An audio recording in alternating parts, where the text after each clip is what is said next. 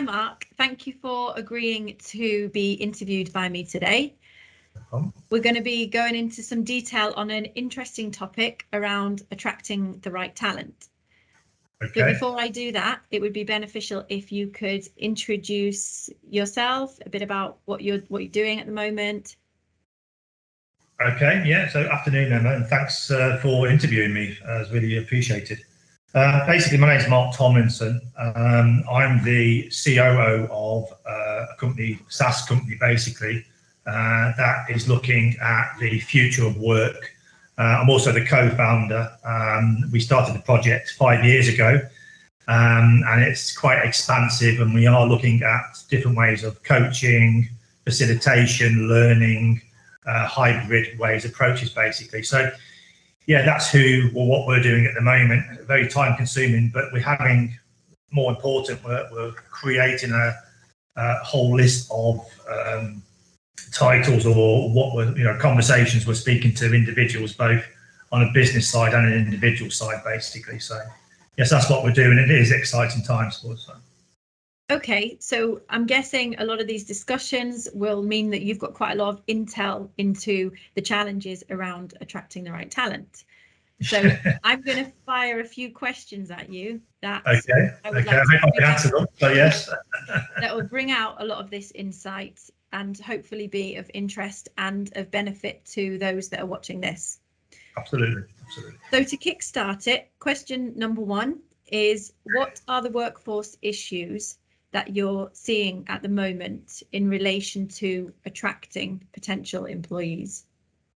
Expansive question, because there's a lot of issues with companies which are all interlinked with each other, basically. Yeah.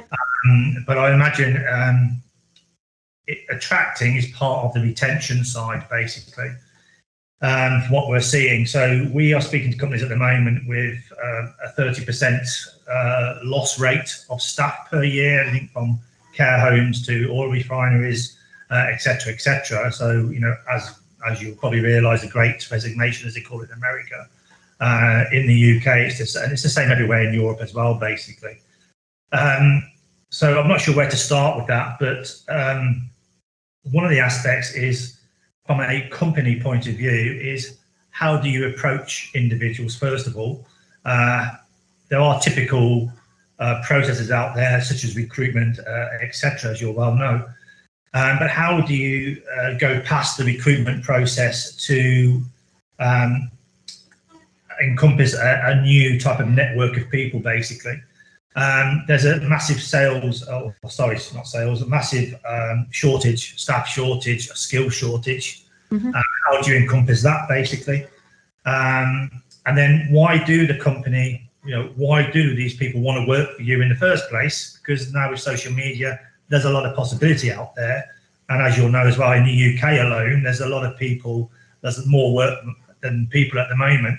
The UAE will be the same, for example, and we're seeing that all over the world as well. So there's a bit of a skill shortage.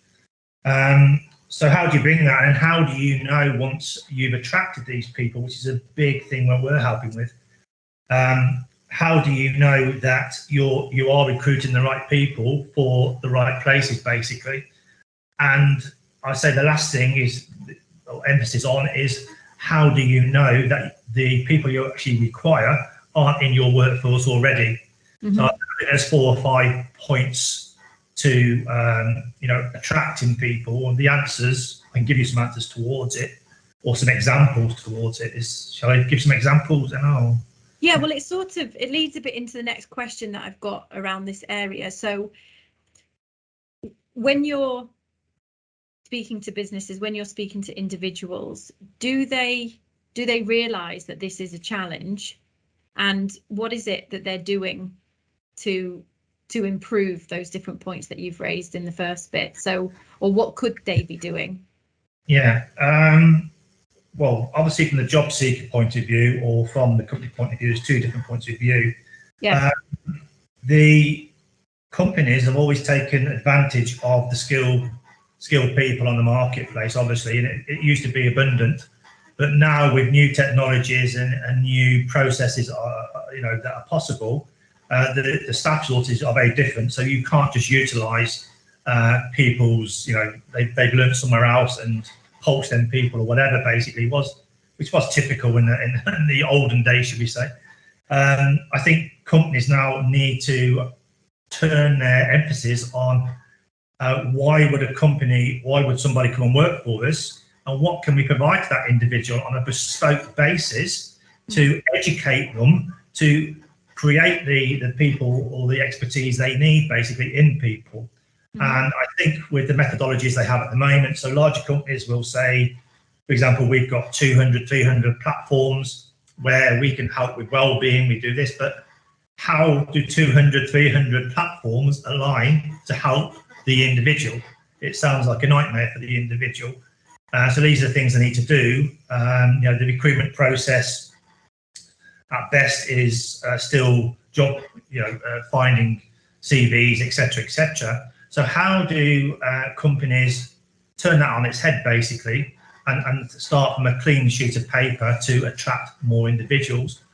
Diversity is another aspect of this as well. People are asking us, how do we find diverse people? Because a lot of neurodiverse people out there, massively intellectual, need a little bit more support in the workplace, but could be amazing for companies. So we're getting a lot about that as well, basically. As for the individual now knows that they actually can work from home. They can learn new possibilities of, like BA basically losing all their staff, the British Airways air staff there. A lot of them lost their jobs, and now a lot of the aeronautical companies are struggling to find staff, basically, because the staff found that they can find work elsewhere and work that suits them, where they can work from home, etc., and be a bit more creative in what they're doing, basically. So individuals are well aware now that there's a lot of possibility up there for them, basically. We still don't believe that individuals, so for example, ex-military, there's still not enough guidance out there for individuals. So when they leave the military, where do they go? It's still very fragmented. There's no aligned system or concept to help the individuals from R to Z, basically, and 10 years down the line, which that's what we're trying to solve, basically, ourselves, with our company. So. Okay, so you've detailed a lot of different challenges that exist with attracting from outside, but also understanding what skills you have within the business as well. So talking a bit more around what you do and a solution that you would provide. Yeah. What is your solution ultimately to those bits for the business? So in terms of understanding what skills they have internally, what would you suggest is the best route to go, and how would CareerJ be able to help with that? Okay. Yeah, so we built a system around helping individuals. We didn't think commercially whatsoever. So, pick all your softwares, everything out there, your methodologies of how you recruit, resource, everything else. We didn't think about that. We thought about how does an individual, start a career, basically, and that's how we started. So, for example, I've got dyslexia, no qualifications at school. Julie, the co-founder, she's got an IQ of 168. She's the clever one, as per usual. Author, coach, basically, to a lot of high-end, all the way down to unemployed people. So we started thinking, how do we help individuals? And I think that's the first step people have to go. So from a B2B point of view or a company point of view, forget all the systems you have in place at the moment. What is going to help you to attract individuals?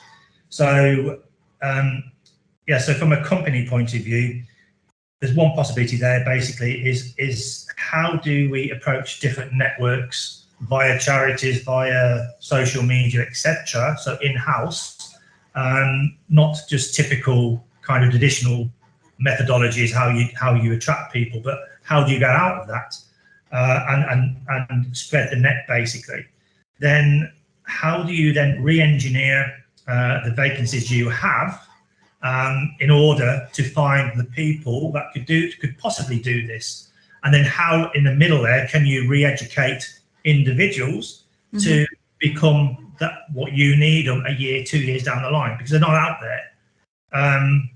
Okay, so it's not, I suppose it's accepting that you might not necessarily be able to get this 100% version of a match against the role, and doing something which, I mean, I think it is a positive thing, whereby you are giving someone the opportunity to bridge that gap in order to be able to have an opportunity that might not be there.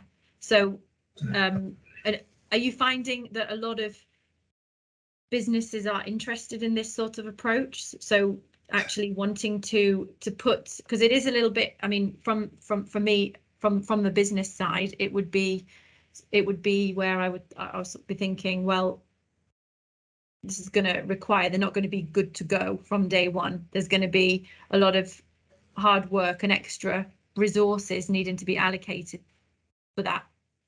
Yeah, so from where they are to where the company needs them to be. Yeah, so again, you're going back to kind of, you need a lot of systems, you need a lot of people to do this, and actually, because we've personally, we've aligned the whole system, the whole pathway bespoke to the individual. It's all in one platform, so we can take 400 platforms, 250 realistically for smaller companies into one platform. That's the advantage of taking the individual first. What does the individual need? So in practice, this could be transmitted in 24 hours. We can create all this kind of possibility, basically. But when you speak to companies like life sciences, their issue is they have a lot of vacancies with no skilled staff at all. They're paying, for example, I had a chat yesterday in Switzerland. They're paying £200,000 per treatment they're creating, basically. And if they had the right people, scientists, etc., a combination of scientists, they could bring that down to £10,000 or £12,000 per treatment from a retail point of view. The point is there. So where do they go for that, basically? So what we can do, so first of all, life sciences, there's not many university students out there that really understand. They could actually move into the life sciences, pharmaceuticals, all that kind of interesting future. They could actually line in there, but a lot of people with no qualifications won't even understand the beauty of working in such an industry, basically. So the first thing is what we have to do is go out to a broader network and say, look, do this 1 day, 1 hour, 2 day course, whatever, basically, to show you the difference of, like green power. It doesn't matter what it is, but broken down, basically say, look, would you be interested in this? Then you can start saying, okay, so your skill sets are, your creation, you're very creative, your, emotional intelligence is this, etc., etc. So we're soft skills index, basically. And once you've measured that, you can say, well, this industry is interesting for you, and this part of the industry can be very interesting for you. Thereafter, you can then start re-engineering the jobs, the vacancies, to say this is the pathway you need to do. But if the large companies can champion this, then you're suddenly going to have a skill set of people that would never be close to this kind of industry, and that applies to all the industries out there, basically. So that's so that's what, because we've personally aligned a platform that can create them journeys very quickly, bespoke to all types of individuals, whether academia or whether more dyslexic like me, for example. There's possibility for everybody, and I think that's the way forward for companies to teach homegrown individuals, basically. And then at the same time, they can also assess their present workforce, do gap analysis, everything else. It's all part of the platform, not because they want to manage the people, everything else, or micromanage. It's because that's what individuals need. They want to stay with you if you're looking after them and helping them to improve their, educational side of things. So they, why couldn't a forklift driver become a project manager? Why can't, etc., etc. Pilots, ex-bankers, we spoke to all of them. They want to change their job totally, and they've got some skills that to pay over quite nicely, but they're very, there's a lot of management people out there, for example, who are struggling to pay their, their skill sets over to other industries, because industries aren't open to it, because they don't look at the bigger network and the bigger possibility.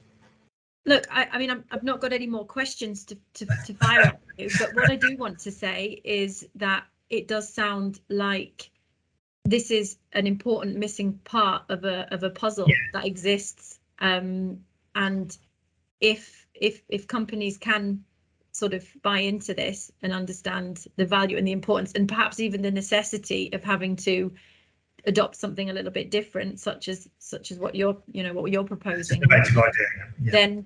then it sounds good to me. There may be a second part to our interview then, but I'm going to have to cut it now because it's going a bit over the projected time. Sorry. But I'm sure I can think at a different multiple different questions that I can ask you on a different occasion, and hopefully everyone that's watched this has found it interesting and can have a look at how something such as CareerJ could support them with attracting and then also retaining as well. I think we are just, I think while your question as well, the clients, we have literally a whole array of clients from oil and gas to care homes to hotel chains, etc. So on a global basis. So we have got we have got a lot of traction, and it is an innovative idea, and it doesn't exist on the market. And I'm happy for someone to prove that wrong. But I'm happy to take any conversations that lead from this, or go into more detail in the next interviews. Okay, well, look, thanks, Mark. Thanks for your time. Thanks, Emma. Thanks very much. Nice to speak to you again.